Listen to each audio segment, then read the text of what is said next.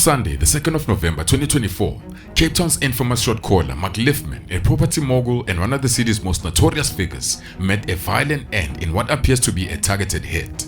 The which took place in a mall parking lot in George, marked a dramatic close to a life of a man embroiled in high-stakes legal battles and shrouded in dark controversies. At the time of his death, Lifman was locked in a 1 million rands lawsuit against Beer House's former owner, who had publicly branded him an extortionist on national TV. To complicate matters further, Lifman was also on trial accused of orchestrating a hit on Brian Weinstein, Cape Town's so-called steroid kingpin. Now, in a chilling twist, two of the main suspects in that case are already dead, leaving only one survivor, and more others connected to the case have met a similar fate. Lifman had long been entangled in a brutal battle for control over Cape Town security rackets, especially in the nightlife scene. For over 7 years, violence flared between Lifman's faction and the Modak faction, a bitter rivalry that the media have followed closely. By 2023, these kingpins were spending more time in the courtroom than Catholics do at church, with some facing thousands of charges. Rumors were going around about Lifman's dealings, hinting that he may have made more enemies than allies, making the pool of suspects in his murder case vast and the motives murky. Now recently, reports have surfaced that Mark Lifman's partner is pointing fingers at a man Mark once mentored, accusing him of orchestrating the hit, a betrayal Lifman allegedly never saw coming. Now in this episode, we'll dive deep into the shadowy life of Mark Lifman, unraveling the controversies and vendettas that plagued one of Cape Town's most infamous businessmen, and following the twisted web of power, revenge and betrayal that may have finally caught up with him.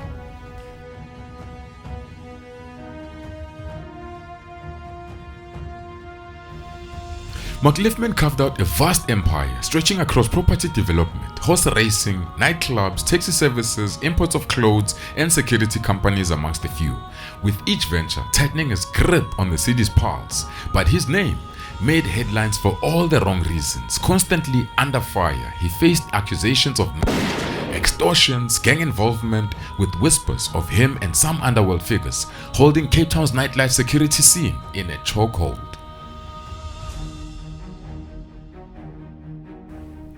For Mark, it all started back at Sea Point Boys High School, where Lifman finished his schooling before compulsory military service. Known for his sharp business instinct, Lifman became a prominent figure in Cape Town's underworld.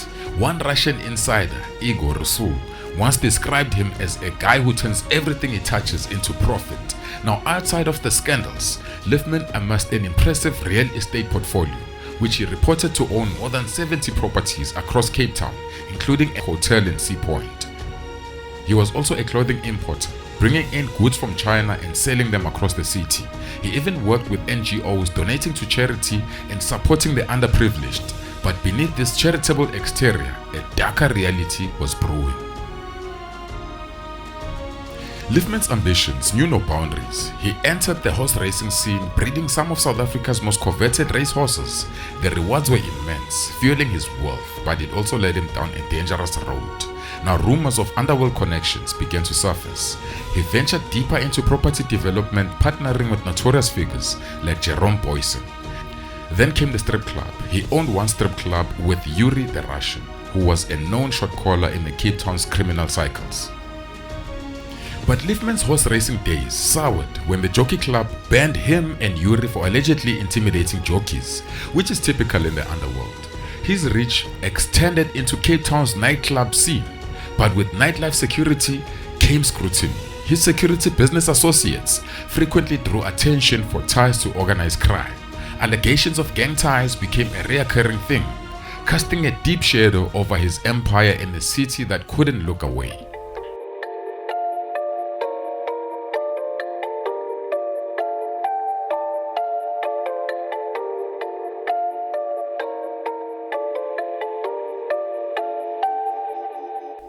One of the most infamous hits in Cape Town's underworld rocked the scene on the 21st of May 2007.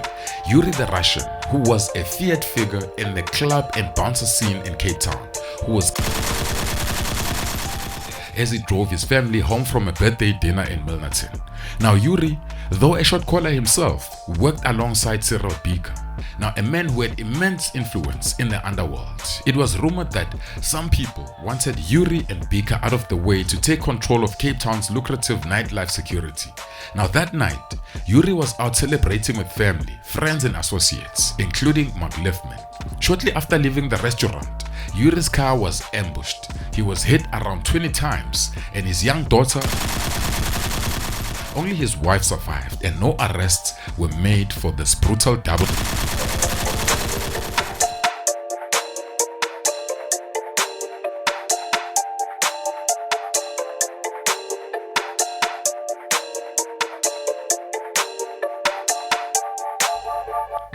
Mark Lifman's network included notorious players like Redov and Krejcir, a name feared for his violent ambition. Now Miloš Potiska, a former henchman for Krejcir, would later reveal disturbing insights into the deadly circle. According to Potiska, after Krejcir's bitter fallout with his former ally Cyril Beaker, Krejcir tried to bring Lifman into his plans. Now Potiska recounted a chilling meeting where Krejcir allegedly persuaded Lifman and his partner to eliminate Beaker, paving the way for them to seize control of Cape Town's nightlife security and drug trade. Yet the alliance between Krejcir and Lifman quickly turned sour. Krejcir allegedly had promised to bankroll one of Lifman's property ventures, but as Krejcir's financial troubles worsened, the funds never materialized. Now tensions escalated, creating a dangerous rift. Though rumors flew thick and fast, Lifman denied any involvement in Beaker's murder, and his lawyer William Booth dismissed Potiska's claim as baseless. While Lifman was never listed as a suspect, his partner was briefly considered a person of interest, but no charges were ever filed, especially after a key witness, possibly the triggerman, met his own ultimate demise.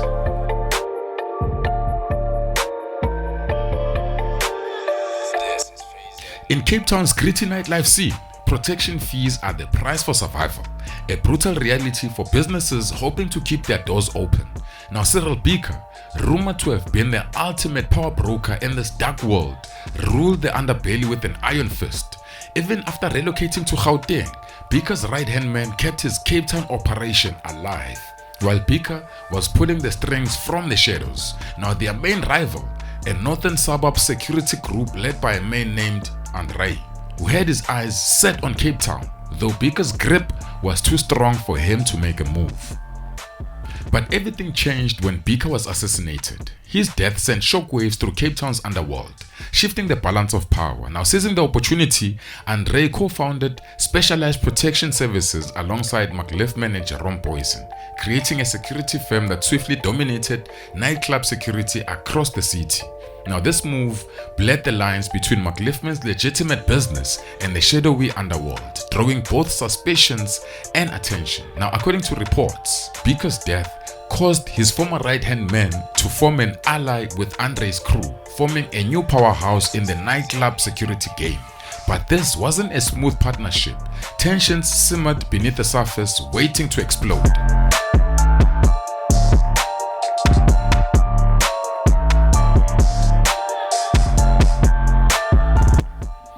With the stakes higher than ever, Beaker's protege Nafis Modak emerged on the scene, dead set on reclaiming the security empire once held by his fallen mentor.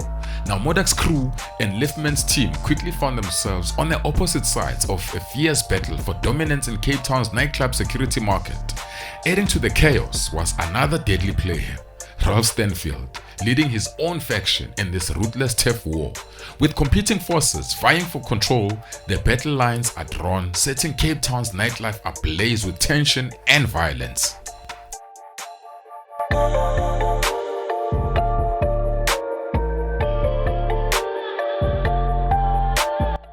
In 2013, SARS launched Project Honey Badger to address extensive tax evasion and corruption within the tobacco industry, which was costing the government about 3 billion rands annually. Now key figures under investigation included Mark Lifman and Jerome Boysen. Now Honey Badger also scrutinized Lifman's connections with convicted drug dealer Glenn Agliotti and cigarette manufacturer Adriano Mazzotti. SARS issued Lifman a 388 million rands tax bill in 2019, which Lifman said it's impossible since his net worth was only 100 million rands at the time. Now Lifman urged that the investigation had relied on intelligence from what was later called the SARS rogue unit, a concept that was widely reported on but ultimately debunked as not so legal. Now SARS clarified that the rogue unit was a fabrication linked to state capture narratives. Now in Feb of 2022, Lifman's tax troubles continued as he sought a Cape Town High Court ruling to prevent SARS from liquidating his property business.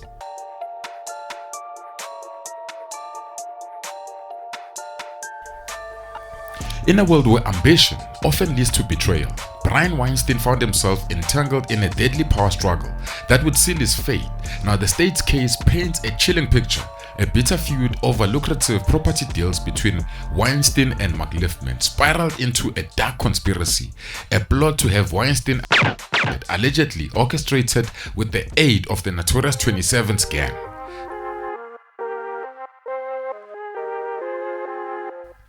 Weinstein wasn't just any businessman, he was a kingpin in the underground pharmaceutical trade, importing raw materials from Turkey, Greece and China. He crafted potent steroids in South Africa, reaping profits that placed his empire's worth between 40 and 50 million rands. Now his products were whispered to be superior to anything else on the market, making him a formidable player in the world of illicit drugs. Now as tensions between Weinstein and Lifman boiled over, a business dispute morphed into a sinister vendetta.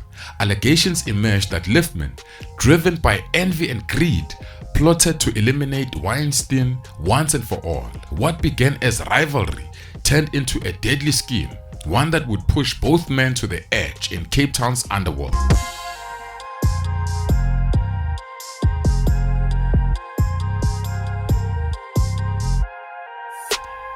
Mark Lifman launched a high-stakes lawsuit against Randolph Hubert, a former owner of Beer House, demanding a staggering 1 million rands. The reason? Hubert had made explosive claims in media interviews, painting Lifman as a criminal mastermind. Now Lifman's legal team, spearheaded by Ian Levitt attorneys, issued a sharp ultimatum, pressing Hubert to retract his remarks on social media.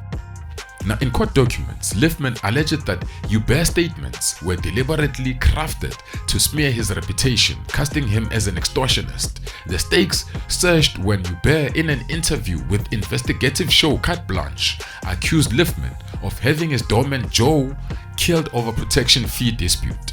Now despite these grave allegations, Hubert had no hard evidence to support his claims, only a statement from the supposed hitman who alleged that Lifman ordered the hit. Now Lifman overwhelmingly denied these charges, asserting that he left the security business in 2011 and has steered clear of any illegal activities since. Now the courtroom showdown was set, with reputations and millions hanging in the balance.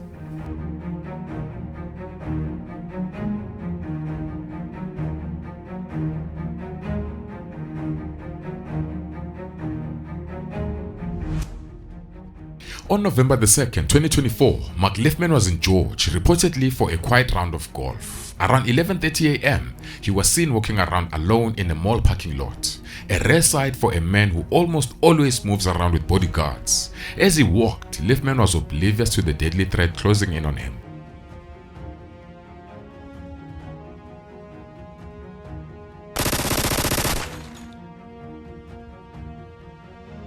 Now the suspect sped away in a white VW Polo, leaving Lifman lying in a pool of blood. Emergency services and police arrived shortly afterwards, and law enforcement quickly issued an alert to track down the suspect's vehicle. Officers and security teams pursued the gunman until their capture near Union Dale. Now CCTV footage from a nearby farm surfaced showing the alleged hitmen stopping there after fleeing the scene to change their car's license plates. A shocking twist soon emerged. The suspect had previously worked with PPA security, fueling rumors that Lifman might have been secretly using PPA CEO Elwin as a front. Now even more startling, the second suspect was revealed to be a retired police officer who also has done work for PPA.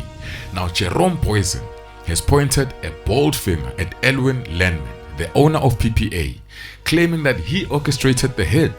Now, Boysen alleges that both Jacobs, a sharpshooter and formerly with the task force, and Bezuidenhout work for PPA. Now, Jacobs is described as Lendman's right-hand man, someone who acts only on Lendman's orders. Now, Boysen also contends that Lendman owes his entire career to Mark Lifman, asserting that Lifman was the one who took him from a security guard to a figure of power in Cape Town. He denied any PPA involvement in Lifman's murder, emphasizing that Lifman had no role in establishing or running the company. The company, he insisted, is entirely unconnected to the slain businessman.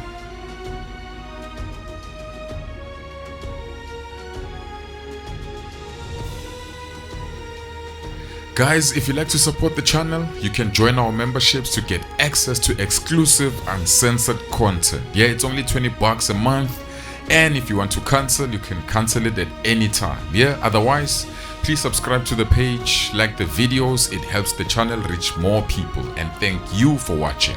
Peace.